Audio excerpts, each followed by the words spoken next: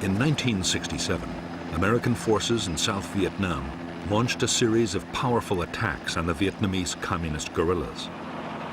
The aim was to take the war to the NLF's biggest units by attacking their bases in overwhelming strength.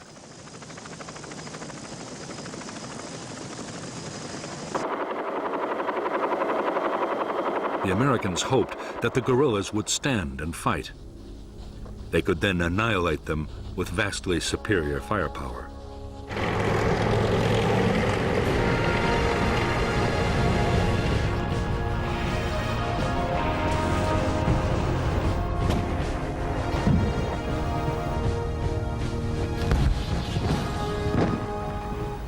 The offensives were designed to use the tactics of search and destroy on the grandest scale yet.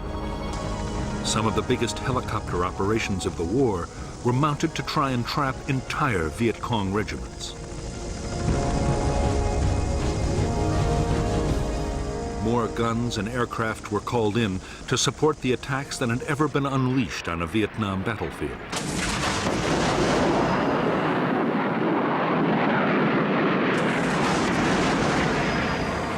The Americans meant to damage the Viet Cong so badly they would be unable to carry on the war.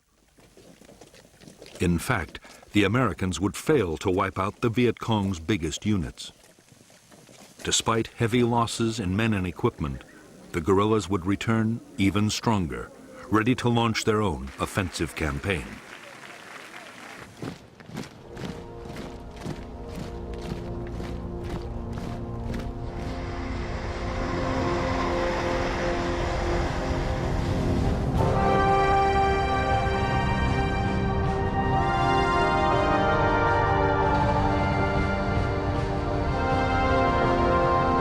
By mid-1965, the mission of American troops in South Vietnam was changing fast. They had come to secure air bases, but now they were actively looking for combat with the Viet Cong. On May 18, 1965, the 173rd Airborne Brigade, the first U.S. Army infantry unit to arrive in Vietnam, began operations.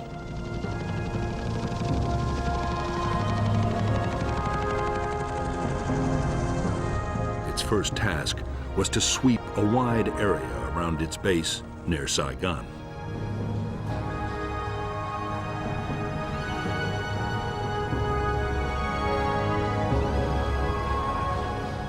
The 173rd met no real resistance. There were thousands of Viet Cong troops in the Saigon area, but they remained elusive.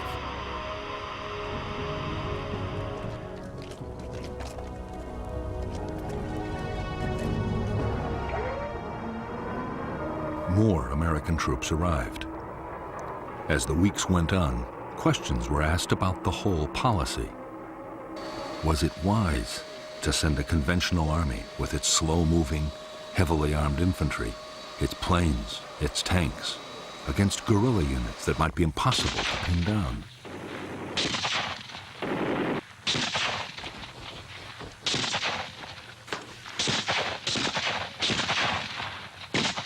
The U.S. commander in Vietnam, General William C. Westmoreland, insisted that the Army could find and beat the enemy. There were soon encouraging signs. In August 1965, in Operation Starlight, U.S. Marines surrounded a Viet Cong regiment of 2,000 men and defeated them in a full-scale battle.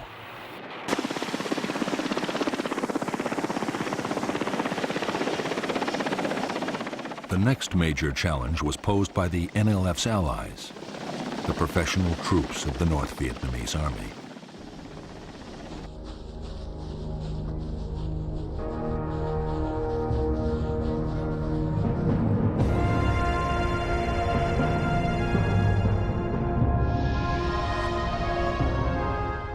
By September 1965, two North Vietnamese Army regiments, the 32nd and the 33rd, had moved down the Ho Chi Minh Trail and infiltrated from Cambodia into South Vietnam.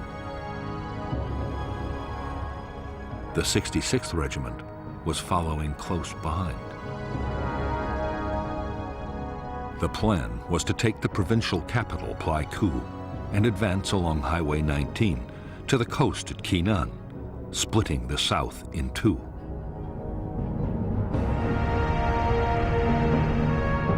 The Americans were determined to block the NVA's attempt to reach Kinan.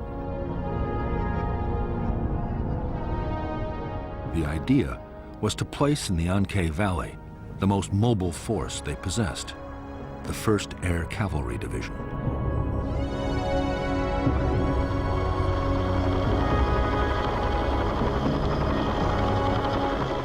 The Air Cavalry was the first formation anywhere in the world designed around the helicopter. The division was 15,000 strong and had 480 machines, 5 times the number of a normal infantry division. The whole idea had, until recently, been an experiment with an eye to any future war in Europe. No one really knew how it would work in a place like Vietnam.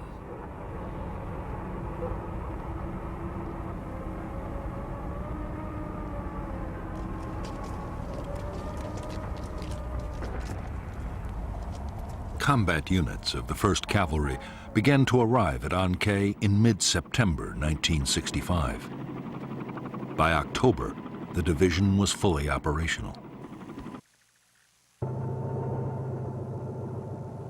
Its base, Camp Radcliffe, had grown into a massive complex of helicopter pads, supply dumps, accommodation and maintenance facilities. For the officers and men of the Air Cavalry, there was a great deal to prove, and they were determined to take the battle to the enemy.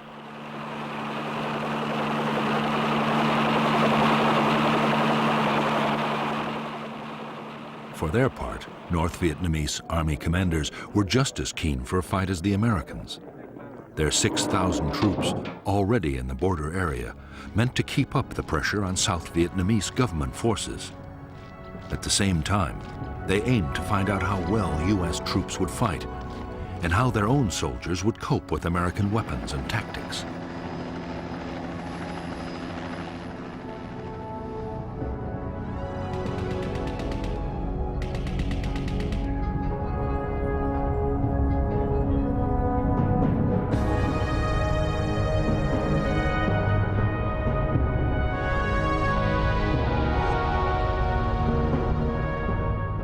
After infiltrating into the south, the 32nd and the 33rd North Vietnamese regiments had established a base area on the high ground of the Chupong Massif. On October 20th, 1965, the 33rd Regiment laid siege to an American Special Forces camp at Plai Mai. After a siege that lasted 6 days, the South Vietnamese Army, backed by the U.S. Air Cavalry, secured that camp, and both NVA regiments withdrew to the Chupong. There, they meant to join with the newly arrived 66th Regiment before renewing their campaign.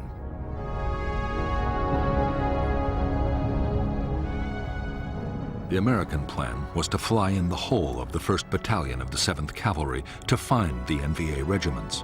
It was the first time U.S. troops would face NVA regulars.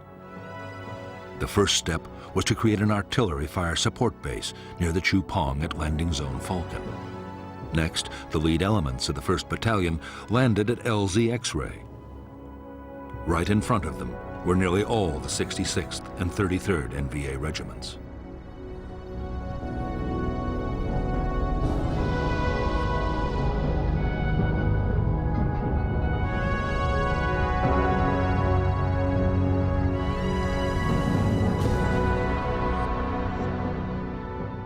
When Company B pushed towards the spur of the Chupong, it was attacked immediately, and a platoon was encircled. Company A was also pinned down by fierce fire before the rest of the 1st Battalion was landed.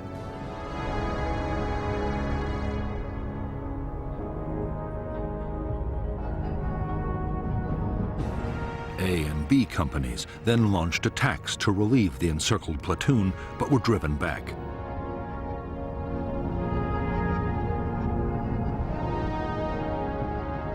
The following morning, the Americans, reinforced by another company, were hit by waves of NVA troops.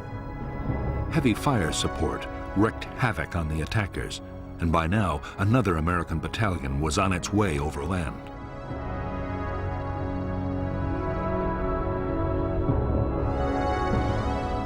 Conceding defeat, the shattered North Vietnamese regiments began to pull back towards the Y Trang Valley in the safety of Cambodia.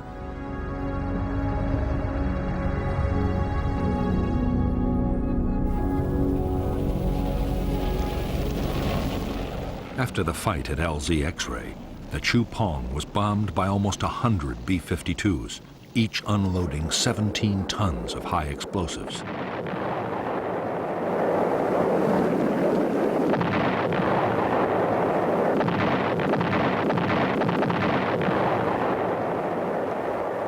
For the next 10 days, the NVA regiments were pursued relentlessly by the Americans. But although the North Vietnamese were in retreat, they were still capable of hitting back. In one textbook ambush, mounted by a rearguard battalion of the 66th Regiment, 155 Americans were killed. For U.S. forces, it was the most costly day of the war so far.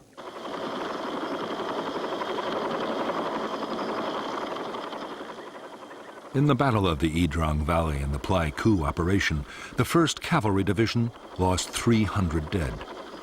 But the NVA had suffered much worse. 1,300 North Vietnamese soldiers had been killed and many more wounded. It was a clear-cut victory for the Americans. 2 enemy regiments were all but smashed, and there was now little danger of South Vietnam being cut in two.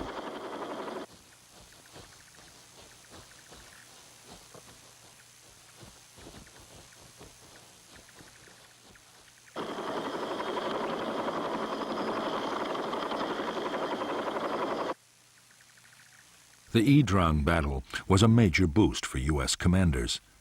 It seemed to prove their strategy was the right one. The enemy's big units could be made to stand and fight, and take heavy casualties in the process.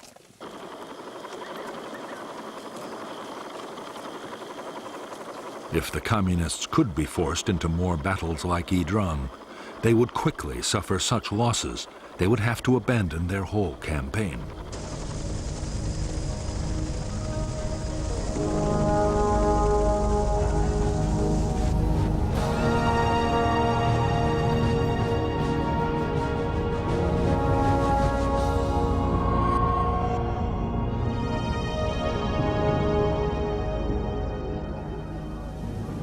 The final push to use American combat forces in South Vietnam had come from President Lyndon Johnson himself. Yet, he had never wanted to fight a war in Asia. Johnson's priority was social reform, his Great Society program, and he feared the war in Vietnam might fatally damage his plans.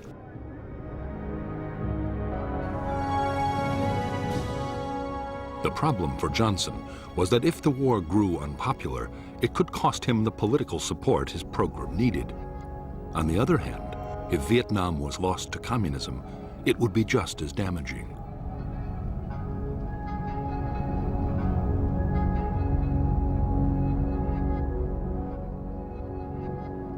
The only solution that Johnson could see, and the one agreed with his Defense Secretary Robert McNamara, was an uneasy compromise. The U.S. would carry on fighting the war, but everything possible would be done to limit its impact on the American people. Dramatic measures like calling up the reserves or the National Guard had to be avoided.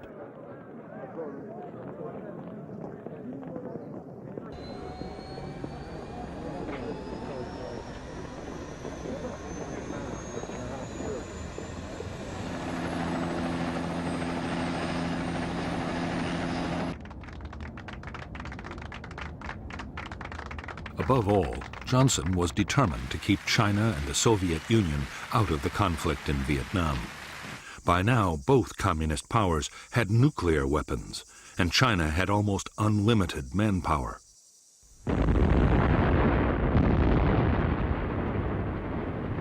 fighting the Chinese in Asia, would demand millions of American troops and cost untold casualties.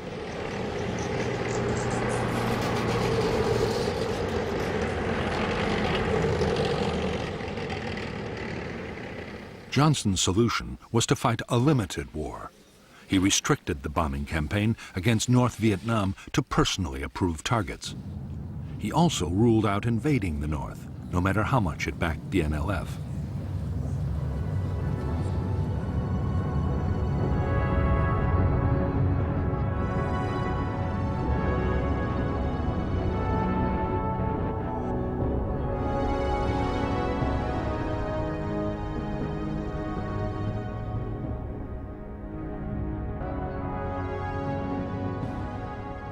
In fact, General Westmoreland, the U.S. commander in South Vietnam, had no desire yet to go into what he felt were communist sanctuaries in neighboring countries. But what he did want was a much more effective bombing campaign to cut the flow of supplies and men to the guerrillas.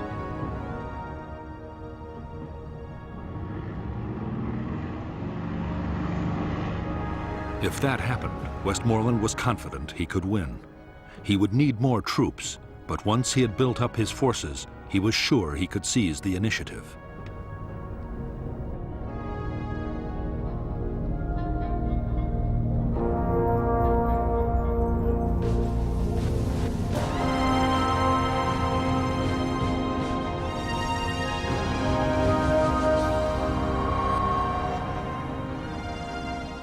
The leaders of the National Liberation Front were rarely able to meet. They were forced to gather in the strictest secrecy at a remote forest area near the Cambodian border.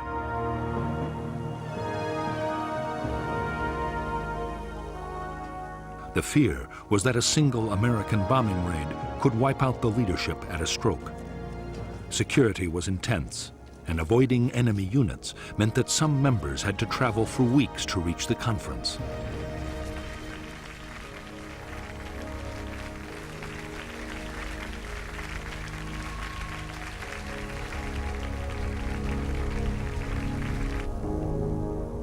The Central Committee had 52 members and was led by the chairman, Nguyen Hue To. To was a French-educated lawyer and to many in South Vietnam, the acceptable moderate face of the Viet Cong.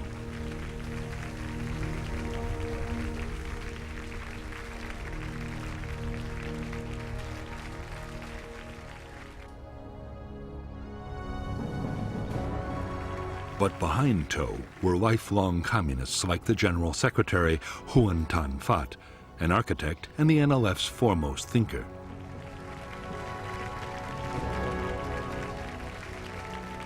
Another hardliner was the French-educated lawyer Tran Bu Kim, one of the NLF's founders.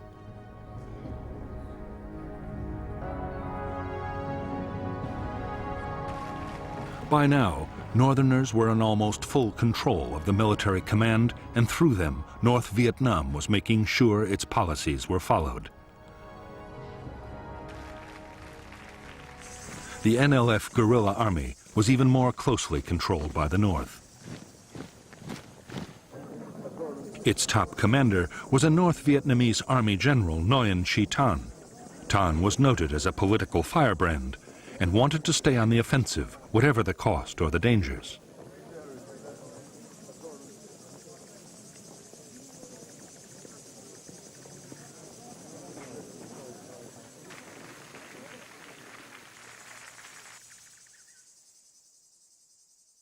Tan was equal in rank to the North Vietnamese Defense Minister, General Giap, who favored a more cautious approach in the South, now that American firepower had entered the equation.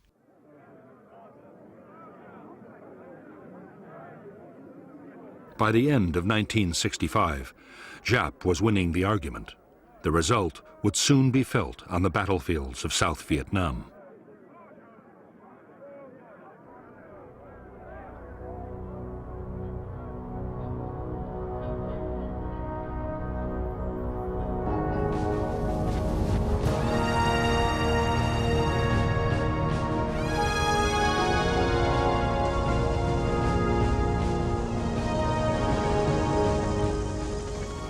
When American combat troops had first arrived in Vietnam, few U.S. officials had believed that the South could survive.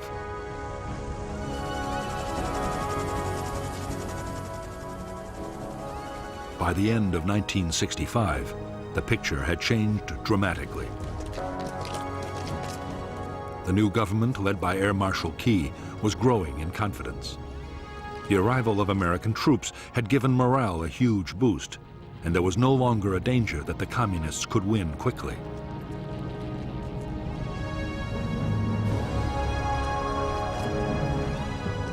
For General Westmoreland, the next stage was to go on the offensive against the Viet Cong.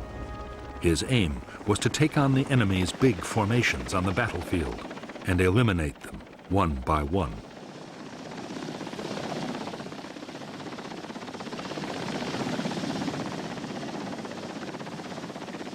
The tactics would be those of search and destroy, finding and trapping the enemy, then smashing his forces with massive firepower.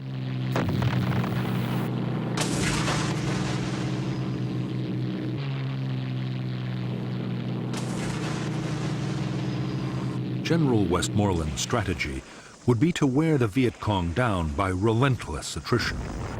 In battle after battle, Westmoreland meant to force the Viet Cong to sacrifice troops and materials faster than they could ever be replaced.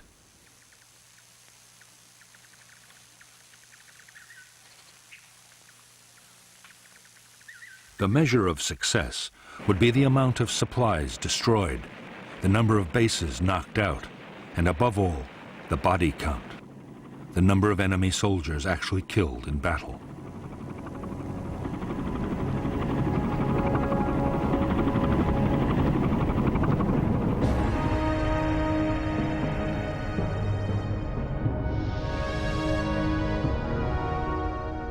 For defense, 4 national priority areas were agreed by the Americans and the South Vietnamese.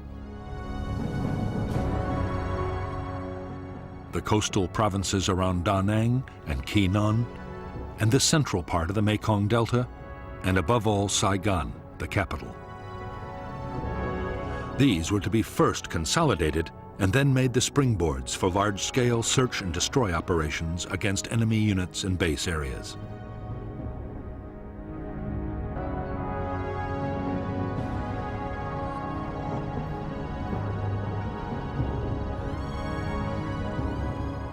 The greatest Viet Cong concentrations in the whole of South Vietnam were known to lie between the capital and the Cambodian border. Through this area ran several strategic roads and the river routes into the capital.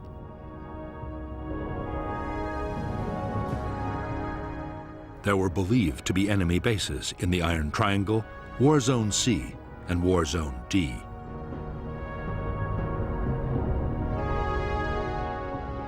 These base areas were the destination for most of the supplies and men that came down the Ho Chi Minh Trail, and it was these bases the Americans would have to attack if the Viet Cong were to be finally defeated.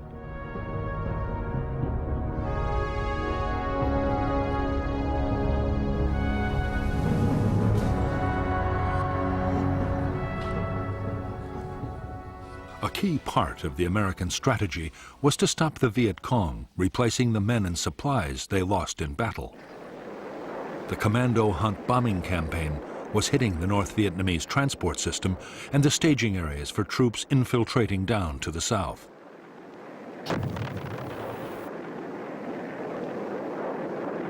During 1965, U.S. aircraft had flown 55,000 individual sorties over the north.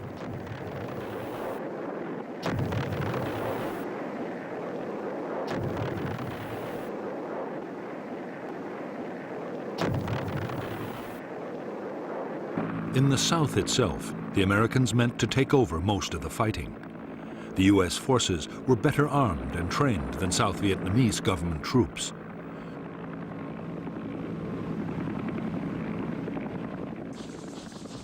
They were much more mobile and had the backing of enormous firepower.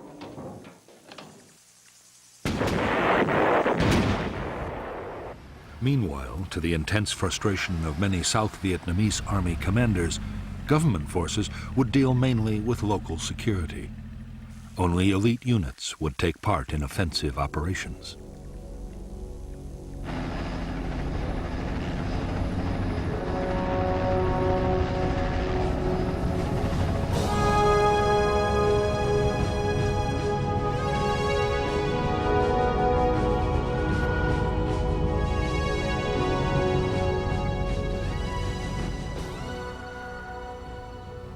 In December 1965, Ho Chi Minh and the North Vietnamese leadership ordered a change in the way the war in the South was to be fought.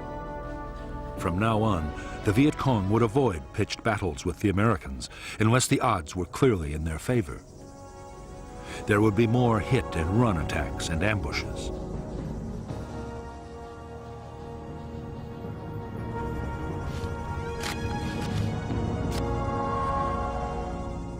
To counter the American buildup, Viet Cong recruitment would be stepped up, and more North Vietnamese army troops would be infiltrated into South Vietnam.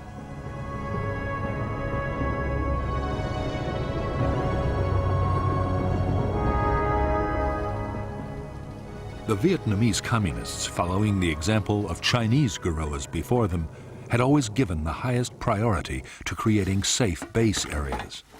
They were training grounds, logistics centers, and headquarters.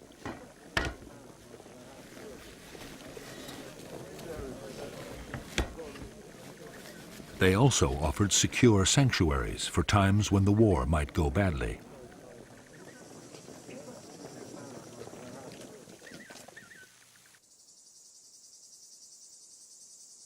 Hiding the base areas had always been a high priority for the Viet Cong. Now, with American spotter planes everywhere, it was more vital than ever to protect them. In remote swamps or forests, there were few problems, but nearer the capital, it was much more difficult.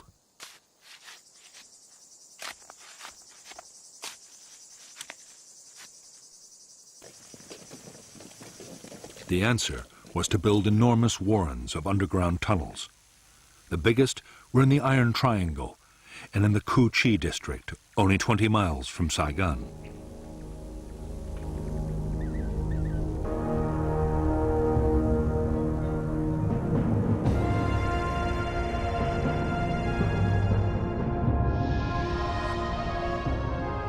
In the Cu Chi base area, any facility used by the guerrillas, like a conference room or training area, had almost instant access to the safety of underground.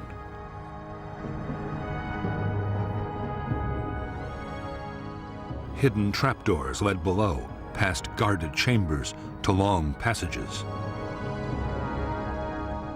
At regular intervals, branches led back to the surface and other secret entrances.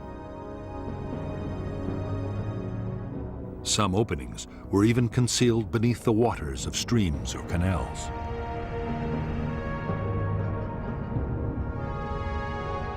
At the deeper levels, there were chambers carved out for arms factories and a well for the base's water supply.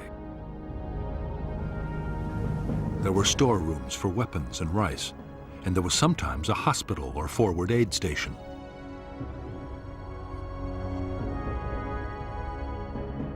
Long communication tunnels connected the base with other distant complexes. Base kitchens were always near the surface, with long carved-out chimneys designed to diffuse cooking smoke and release it some distance away.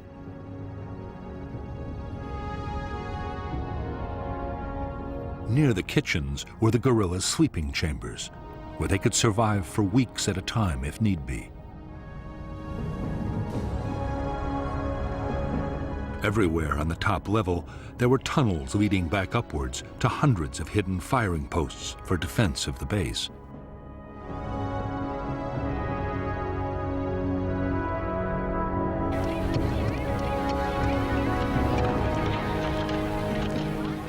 The base area at Cu Chi was a vast network with 200 miles of tunnels.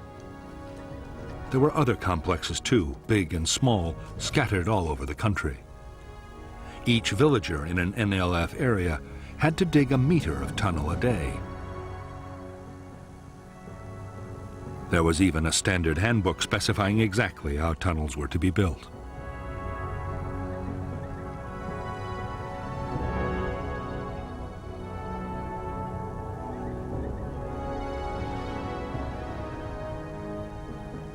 The orders coming from NLF headquarters were absolutely clear. Tunnels were not to be treated as mere shelters. They were to be fighting bases, able to provide continuous support for troops.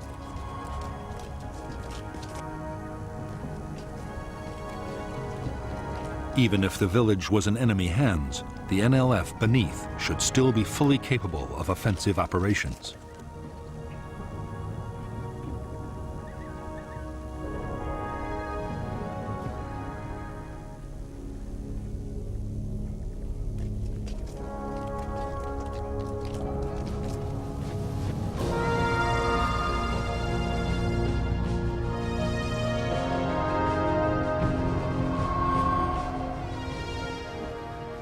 When Washington had decided to send American troops to fight the Viet Cong, the biggest question had been how many would be needed to win.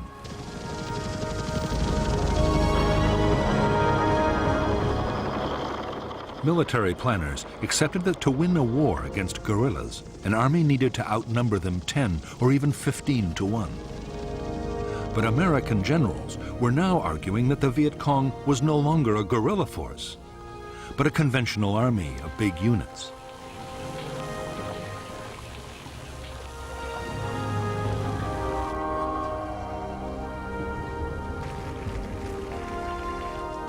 Because U.S. commanders were confident they were not fighting a guerrilla war, they saw no need for a 10-to-1 superiority in forces.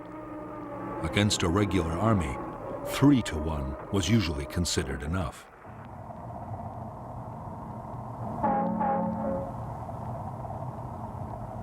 $400,000 U.S. troops, plus the South Vietnamese army, would be just sufficient to reach that target. The plan was to have most of the men in Vietnam by the end of 1966.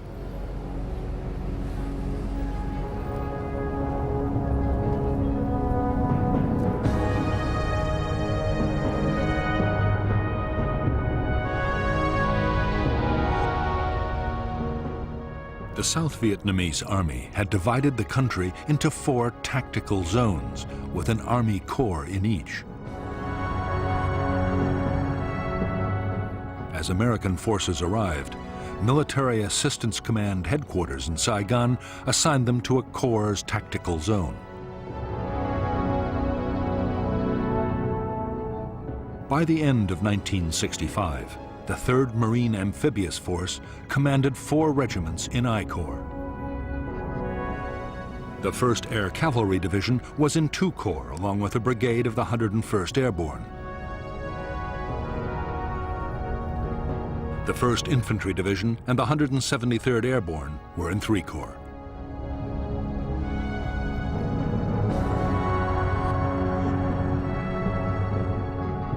During 1966, the plan was to build up U.S. strength by 2 Marine regiments, 3 Army divisions, an armored cavalry regiment, and 2 light infantry brigades.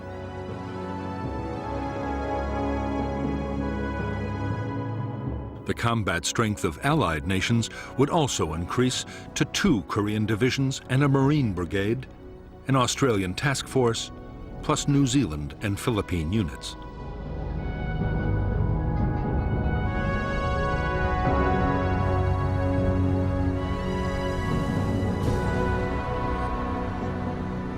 By late December 1965, almost 150,000 U.S. troops had arrived in Vietnam. The Air Force had over 500 aircraft at 8 bases. The huge scale of the buildup had placed an incredible strain on facilities and installations.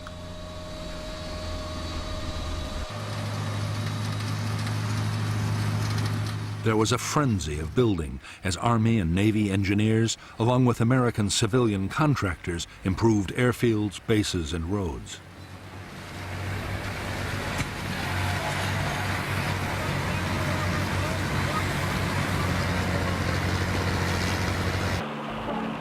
The most ambitious construction project of all was a gigantic port and logistics base at Cam Ranh Bay.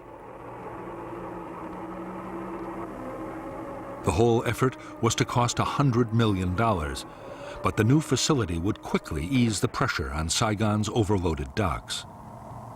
By now, American supplies arriving in Vietnam by sea were topping 300,000 tons a month and rising fast.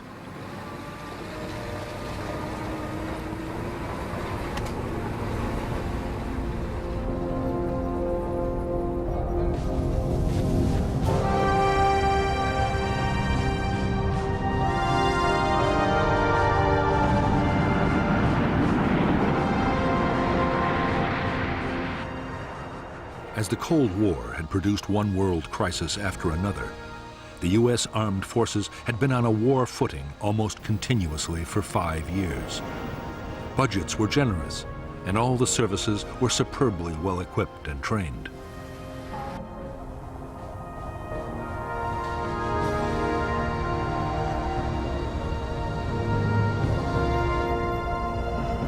Many American officers and NCOs already had combat experience in Vietnam as military advisors.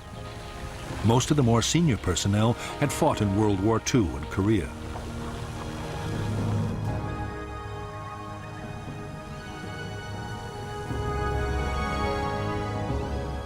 But for the enlisted men, many of whom were draftees, their training programs rarely prepared them for what was to come.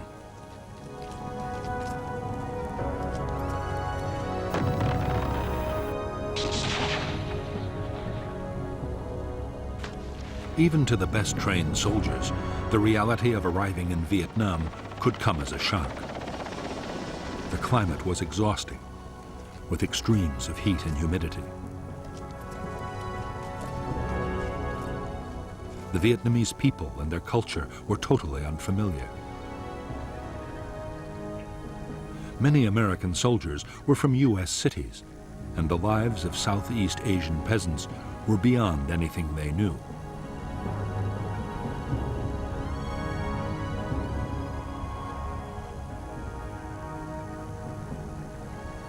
But in spite of the strangeness of the world in which they had come to fight, at this stage morale was high amongst American troops in Vietnam.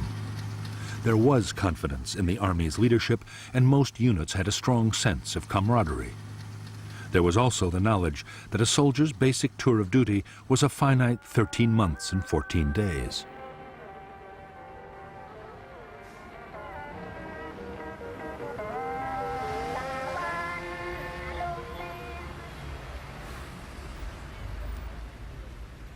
While thousands of Americans were getting their first look at Vietnam, the South Vietnamese Army was in its 6th year of war. Most of the Army's 300,000 soldiers were reluctant conscripts. Many were underfed, and desertions were outstripping recruitment by 2,000 a month.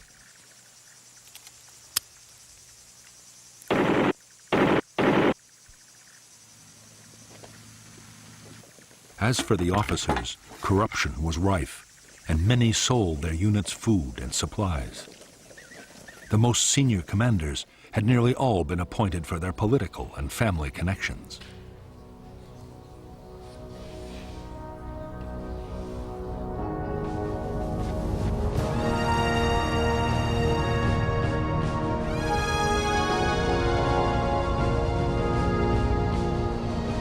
For years, the basic infantry weapon of the American soldier had been the M14 rifle.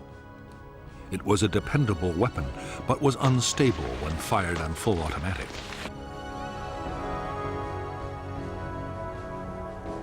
The M14 would stay in service with some units for a long time yet. But a new weapon was starting to reach the troops in Vietnam.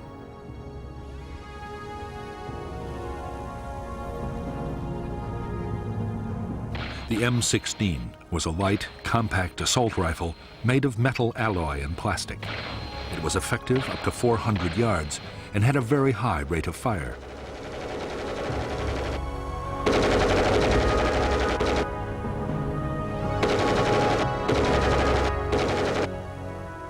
Although on paper the M16 seemed to offer the infantryman everything he could wish for in a rifle, the reality was very different on the battlefield. The M16 was prone to jamming, a nightmare for the soldier in a firefight. The problem was reduced by scrupulous cleaning, and later modifications would cure the problem completely. But in the meantime, many men viewed the M16 with deep mistrust.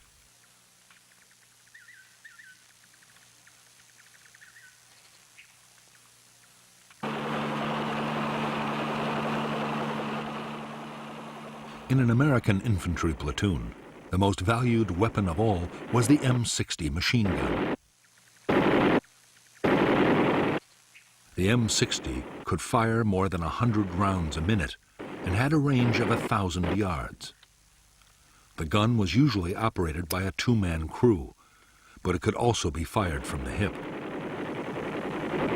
The M60 was extremely robust and well suited to the harsh conditions of battle in Vietnam.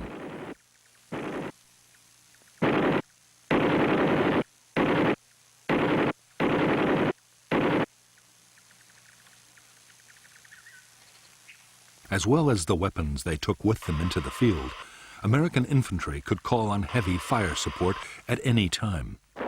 Ground attack aircraft could saturate the area with high explosives or napalm, while few operations were ever mounted out of range of friendly artillery.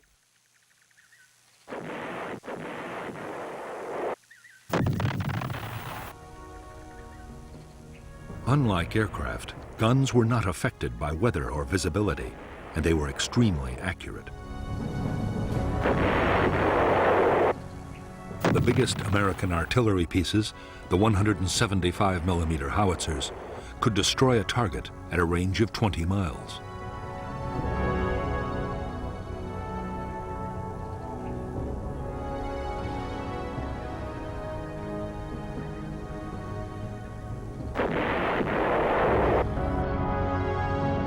By now, every infantry division depended heavily on helicopters to maneuver its forces on the battlefield and to carry supplies and heavy equipment. For the Army, the basic infantry transport helicopter was the UH-1 Huey. The men called it a slick because its frame was uncluttered by guns or rockets.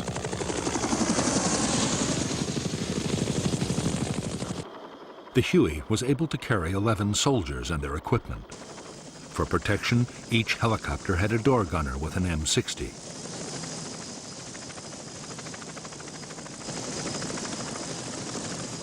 As well as Hueys for transporting infantry and general supplies, there were Huey gunships for escort and assault.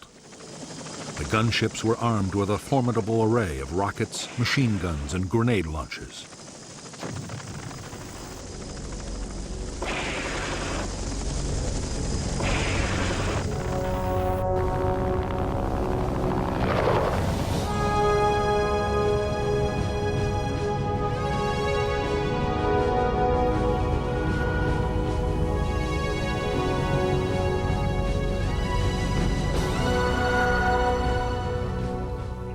By the end of 1965, the total strength of the NLF and North Vietnamese Army units in the South had grown to 206,000 men and women. Of these, 36,000 were main force NVA troops. The rest were regional and local guerrillas.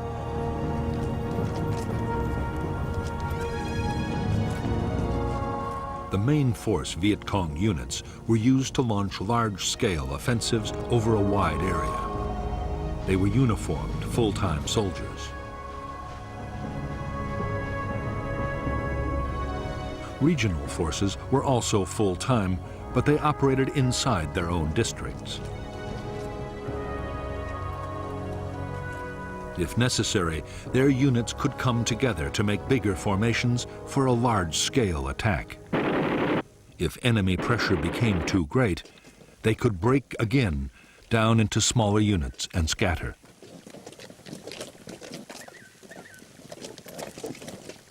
As for the local guerrillas based in the villages, their main job was political. They were a constant reminder of the armed presence of the Viet Cong and worked to increase local support.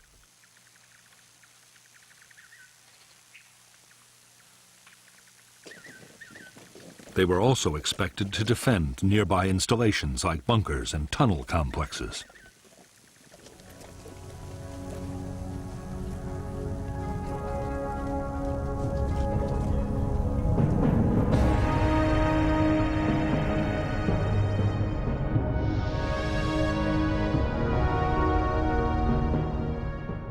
Viet Cong forces were commanded by the Central Office for South Vietnam, near the Cambodian border.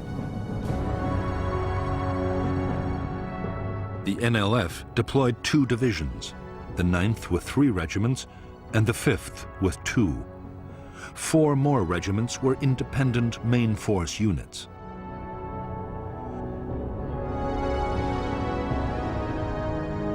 The NLF also controlled more than 40 local and regional battalions.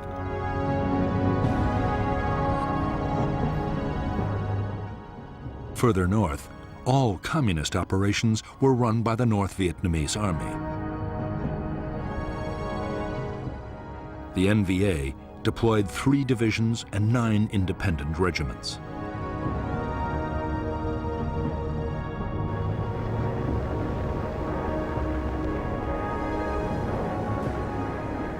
In 1965, American aircraft made tens of thousands of bombing attacks against the Ho Chi Minh supply trail and on logistic centers in North Vietnam.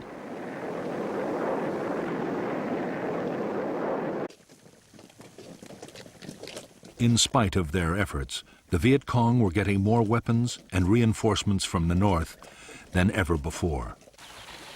The average Viet Cong unit was now better armed than at any time in the movement's history.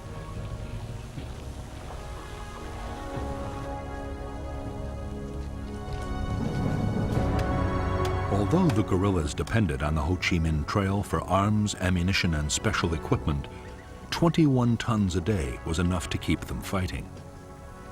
Their other needs were met inside South Vietnam.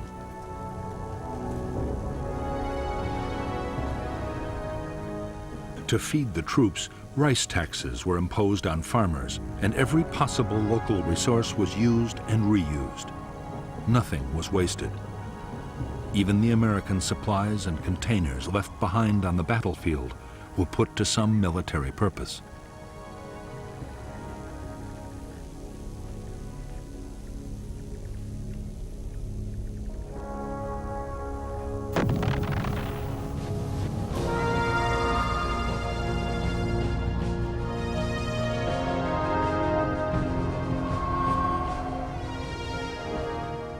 In the last 12 months, the Viet Cong had suffered terrible losses.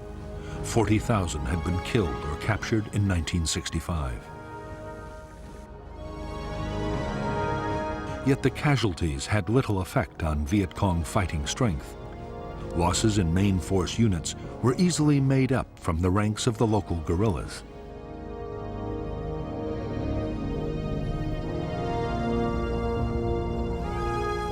The biggest problem was the high casualty rate among officers. To replace these, the Viet Cong depended on trained men coming down the Ho Chi Minh Trail from the north.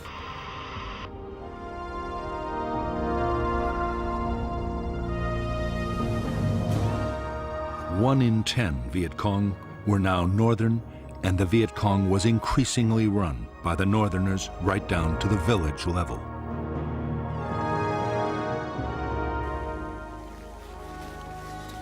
By this time, most Viet Cong main force soldiers had fought for years and were highly skilled and motivated. Every attack was planned down to the last detail, using elaborate models and endless rehearsals. The troops were well trained in infantry tactics and night operations.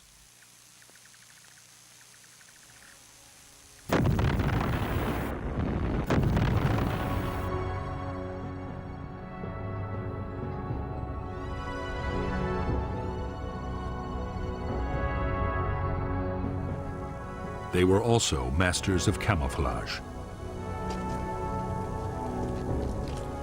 While main force troops thought of themselves as professional soldiers, local Viet Cong were far less confident.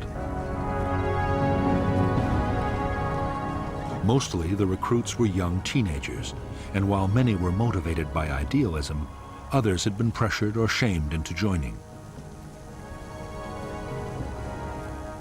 What many had in common were real doubts about their ability to fight heavily armed and well-trained American soldiers.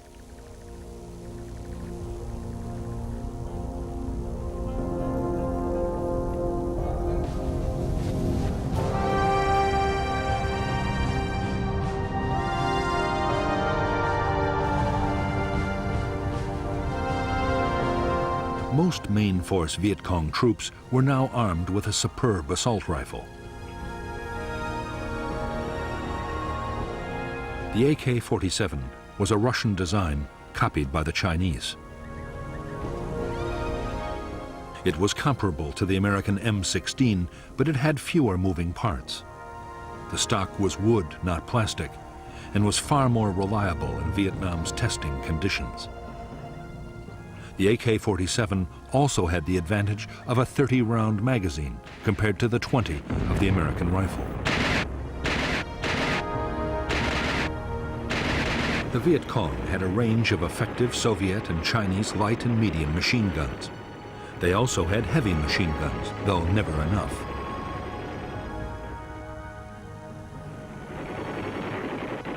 The bigger weapons were especially valued for defense against American helicopters.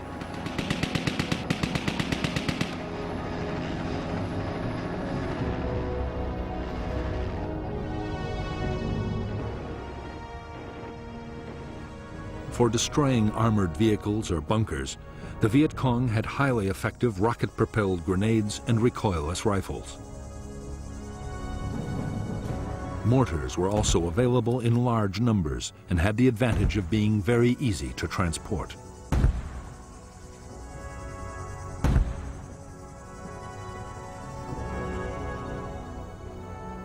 Many weapons, including booby traps and mines, were homemade in the villages. The materials ranged from scavenged tin cans to discarded wire, but the most important ingredients were provided by the enemy.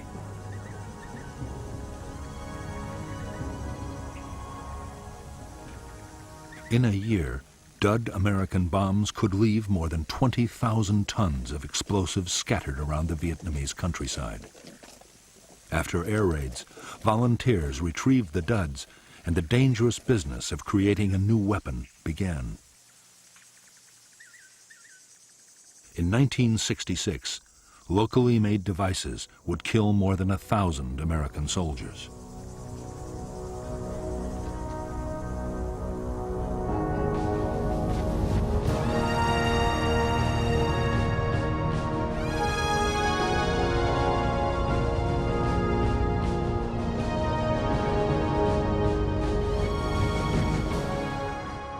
For General Westmoreland, the close of 1965 marked the end of the defensive stage of the American war in Vietnam. In the coming year, he meant to complete his buildup. Then he would launch the full-scale offensives that would lead to final victory.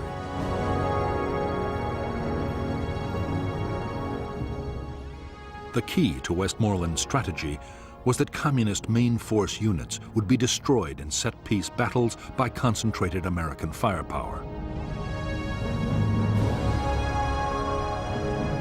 Westmoreland was confident the Viet Cong would stand and fight. But there were some signs that the Viet Cong might be changing their tactics.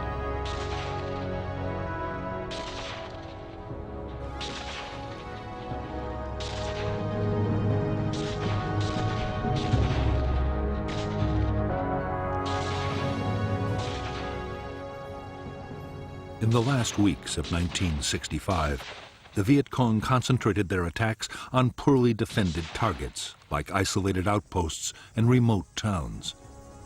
Strong South Vietnamese or American forces were making contact with big guerrilla units less and less often. At the same time, there were more sniping incidents and ambushes. As a result, While Viet Cong casualties went down, American and South Vietnamese army losses increased dramatically.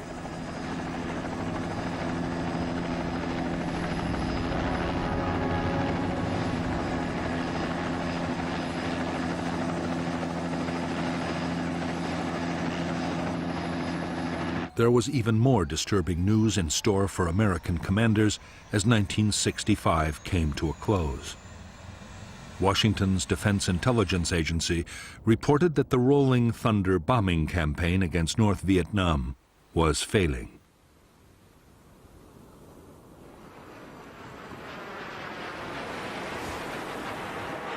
After 10 months of increasingly fierce air attacks, the North showed no signs it was about to give up its support for the Viet Cong. Nor had the bombing staunched the flow of men and supplies to the guerrillas. That meant only one thing. The real contest was still to come on the battlefields of South Vietnam.